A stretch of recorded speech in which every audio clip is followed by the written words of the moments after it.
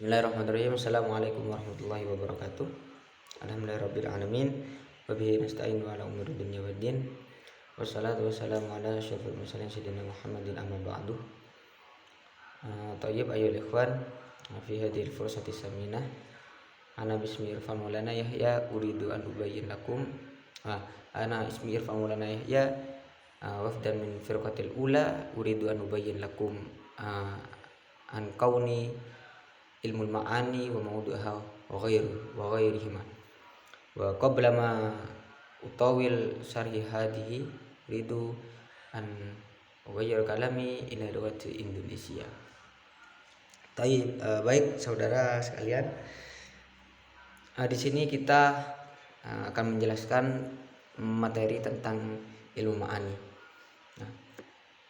Ilmu ma'ani di sini merupakan jamak dari makna yang mempunyai arti maksud. Sedangkan secara istilah ilmu ma'ani di sini diterangkan di dalam kitab Husnus Siyaghah, huwa ilmu yu'rafu bihi ahwal lafdil arabi allati biha yutabiqu muqtadal hal. Jadi ilmu ma'ani adalah suatu ilmu yang dimana untuk mengetahui ahwal lafdi yang berbahasa Arab yang sesuai dengan tuntunan situasi dan kondisi, seperti itu. Sebelumnya mungkin Ustadz telah menjelaskan dalam materi ilmu balaghah bahwasanya di sana ilmu balaghah mempunyai 3 pembahasan, yaitu ilmu ma'ani, ilmu bayan, dan ilmu badi. Ketika suatu kalam itu sudah mempunyai muqtadul hal, meskipun tidak dilengkapi oleh ilmu bayan dan ilmu ma'ani, maka kalam tersebut bisa dinyatakan kalam baligh. Berbeda dengan apabila suatu kalam tersebut tidak dilengkapi oleh muqtadul hal, maka kalam tersebut tidak bisa dikatakan dengan kalam baligh, seperti itu. Mungkin dalam pembahasan kali ini kita akan lebih fokus kepada pembahasan ilmu ma'aninya. Sebagaimana kita ketahui bahwasanya objek dari ilmu ma'ani di sini itu mempunyai objek yang mungkin bisa dikatakan sedikit banyak, seperti itu. Di antara lainnya adalah kalam khobari dan kalam insai. Di sini saya akan menjelaskan tentang kalam khobar dan kalam insa. Yang pertama adalah kalam khobar. Kalam khobar di sini mempunyai definisi, yaitu suatu pembicaraan yang mungkin mengandung kebenaran atau kedustaan, semata-mata dilihat dari pembicaraannya itu sendiri. Jika seorang mengucapkan suatu kalimat yang mempunyai suatu makna yang sempurna, setelah pengucapan tersebut terjadi kebenaran dalam realitanya, maka di situ bisa dikatakan kalam khobari. Ataupun tidak terjadi suatu kebenaran dalam pengucapannya, maka itu bisa disebut dengan kalam khobari juga. Intinya kalam khobari adalah suatu kalam yang bisa ditentukan yang mengandung kebenaran atau kedustaan. Dalam pengertian gampangnya adalah suatu kalam yang kalau dalam bahasa Jawa itu suatu seorang muhotob itu masih bisa menjawab dengan ya mosok, seperti itu. Contohnya ketika ada teman kita yang berbicara, misalnya Zuhri ya, ngomong gini, tuh Irfan pergi ke sekolah. Itu kan Fikril dari seorang muhotob masih bisa mempertanyakan seperti ya mosok, seperti itu. Contoh di sini adalah la yahdurul ustad fil munaqashah badan. Sedangkan kalam khobar itu terbagi menjadi 2 bagian, yaitu ada jumlah fi'liyah dan juga ada jumlah ismiyah. Jumlah fi'liyah biasanya digunakan untuk meletakkan suatu pekerjaan pada zamannya tertentu secara ringkas. Nah, sebagaimana kita ketahui bersama bahwasanya jumlah fi'liyah di situ mempunyai keterangan zaman. Contohnya seperti fi'il madi dan fi'il mudhari. Nah, apabila zamannya itu berada di fi'il mudhari, maka contohnya adalah seperti yaji'u rajulun. Nah, kalau misalkan di fi'il mudhari ja'a rajulun. Nah, suatu kalimat ja'a rajulun dan yaji'u rajulun ini kan masih bisa dipertanyakan kan. Nah, maka dari itu suatu perkataan yang disampaikan oleh mutakalim itu bisa dinamakan dengan kalam khobar. Nah, sedangkan dari sisi jumlah ismiyah, di sini jumlah ismiyah hanya berperan sebagai penetapan musnad dan musnad ilaih. Berbeda dengan jumlah fi'liyah yang masih membutuhkan kepada suatu zaman, berbeda. Sedangkan jumlah ismiyah ini hanya untuk menetapkan musnad dan musnad ilaihnya, tidak membutuhkan kepada zaman.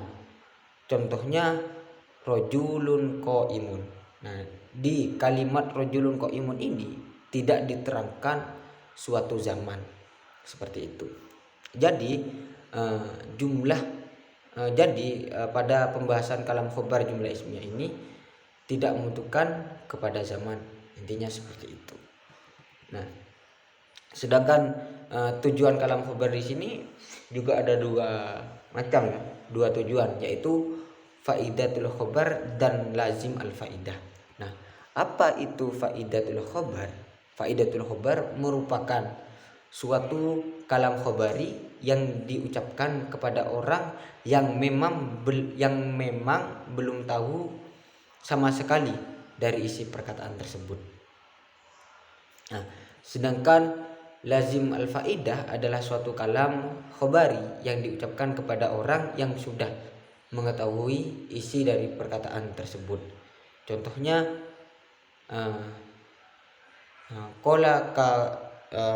di sini dicontohkan dalam kitab kaqaulir rajul dhahabat ilal jami'ah mutaakhiran. Nah, di situ kan mukhatab sudah di situ kan dari mutakalim sudah mengetahui kan bahwasanya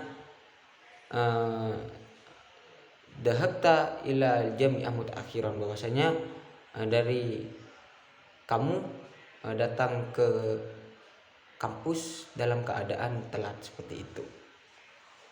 Sedangkan kalau al-faidah khobar itu masih belum sama sekali mengetahui isi dari perkataan tersebut.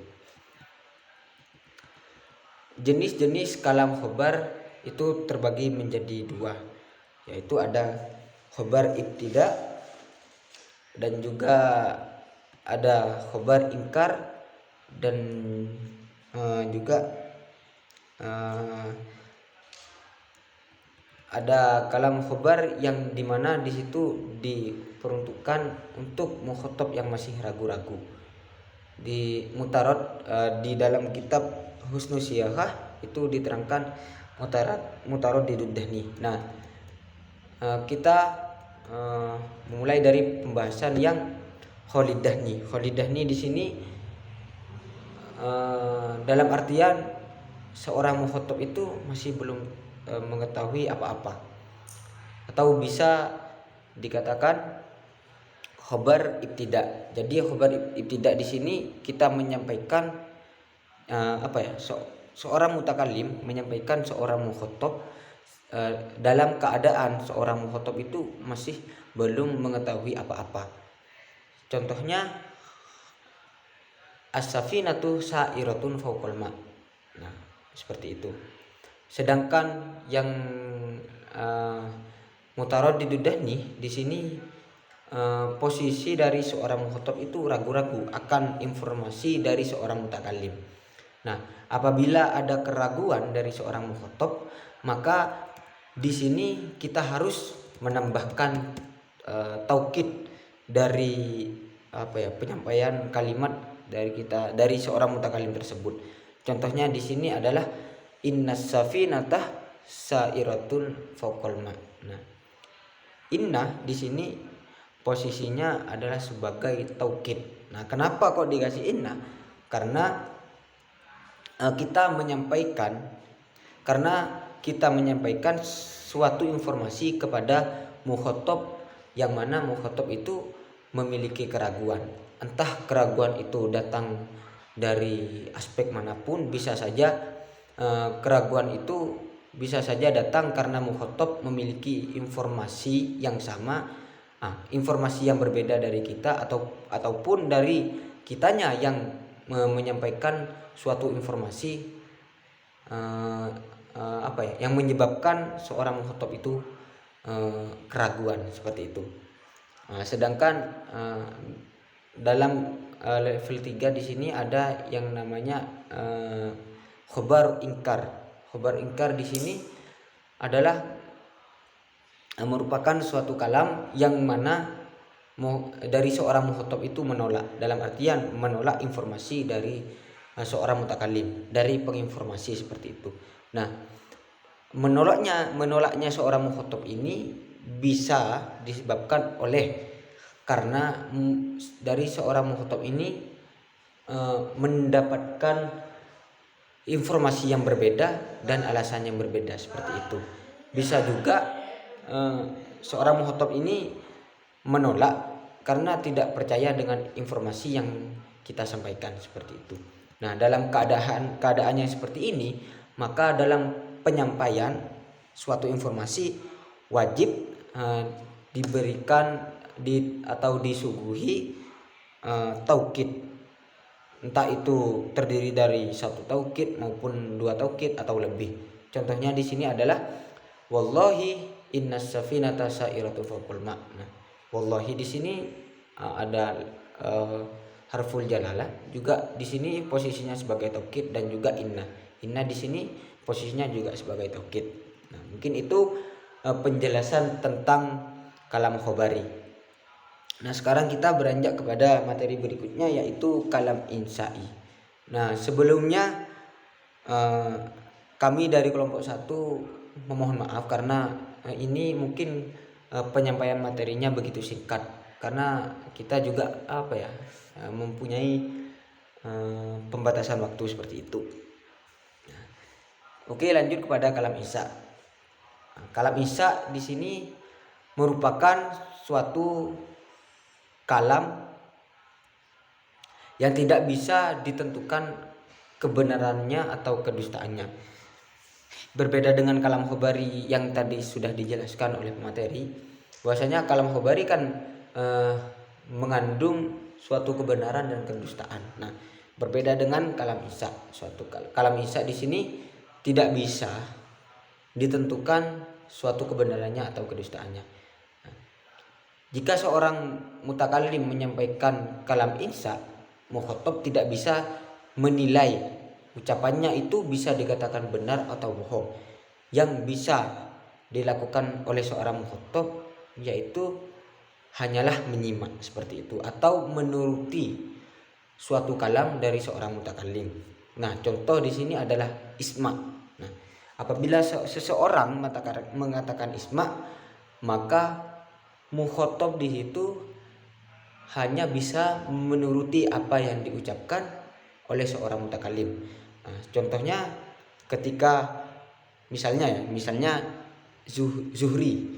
Zuhri bilang ke Irfan, isma ya Irfan. Nah, maka Irfan di situ hanya bisa menuruti atau menaati apa yang diperintahkan atau apa yang diucapkan oleh Zuhri. Nah, seperti itu. Kenapa? Karena ya dari kalimat isma ya Irfan tersebut tidak bisa ditentukan kebenarannya atau kedustaannya. Maka Irfan hanyalah bisa menuruti apa yang dikatakan oleh Zuhri tersebut. Nah, macam-macam kalam insai di sini ada kalam talabi sama kalam insya ghairu talabi. Nah, apa itu insya talabi? Nah, insya talabi merupakan kalam insya yang menghendaki tuntutan yang tidak tercapai ketika terjadi tuntutan itu sendiri. di antara macam-macam insya thalabi itu adalah amr. Nah, amr itu amr itu mempunyai arti perintah seperti itu, yaitu menghendaki perbuatan dari seorang mutakalim kepada seorang mukhatab dengan menggunakan 4 bentuk, yaitu fi'il amar, ada fi'il amar yang disertai lam amar, ada isim fi'il amar, dan juga ada masdar pengganti fi'il amar. Apa contohnya fi'il amar di sini? Nah, fi'il amar di sini contohnya seperti ya tadi itu isma. Nah, sedangkan fi'il amar yang disertai lam amar di sini itu adalah seperti lihat haba, ada di situ di tasrifan tersebut. Nah, yang kedua di sini ada nahyi. Nahyi yaitu menghendaki tercegahnya perbuatan dari mutakalim kepada mukhatab dengan menggunakan lam nahyi. Contohnya adalah la tasma. Nah, istifham, sedangkan istifham yaitu pengetahuan tentang sesuatu yang belum diketahui dengan menggunakan harful istifham. Nah, huruf istifham di situ, apa itu huruf istifham? Yaitu pertanyaan. Apa ya? Gampangnya harfu istifham ini adalah suatu pertanyaan seperti hal atau mata, pokoknya ya yang bertentangan dengan pertanyaan. Ada juga tamani. Tamani yaitu menghendaki sesuatu yang dicintai, yang tidak atau yang diinginkan, yang tidak mungkin tercapai karena mustahil dan jauh kemungkinannya. Dan juga di sini ada nida. Apa itu nida? Yaitu menghendaki kedatangan dari mukhatab dengan menggunakan huruf nida, yaitu suatu panggilan. Nah, kalam insya juga ada kalam insya ghairu talabi. Apa itu kalam insya ghairu talabi? Kalam insya ghairu talabi merupakan sebuah kalam yang di dalamnya tidak menghendaki suatu permintaan. Nah, kalau tadi kan apa ya?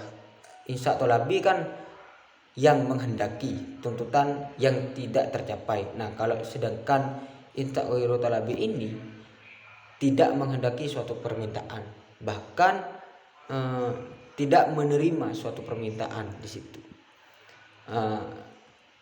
Di sini ada banyak banyak macam, yaitu seperti ta'ajjub, qasam, siyagil uqud, dan masih banyak materi-materi lainnya seperti itu.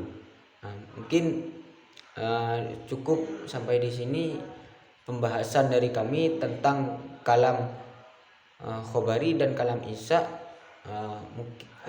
Jikalau ditemukan di sana beberapa kesalahan atau kekurangan dari pembahasan materi ini, mungkin bisa dipertanyakan melalui via WhatsApp. Mungkin itu saja dari kami, kurang lebihnya mohon maaf. Assalamualaikum warahmatullahi wabarakatuh.